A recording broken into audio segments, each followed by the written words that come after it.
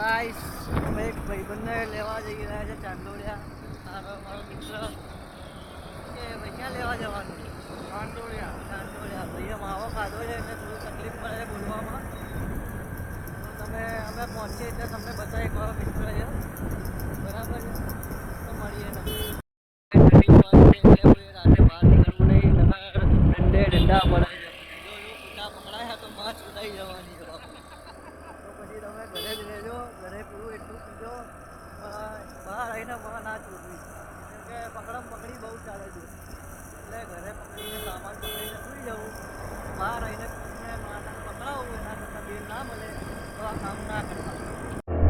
Guys હવે SG highway છે એ side છે તો વરસાદની ફૂલ સંભાવના છે. તો નવા વર્ષે દાદી ચૂદાઈ જવાની છે. ગાળો નહીં હો, ગાળો નહીં બોલવાની બાપુ, જોઈ લો.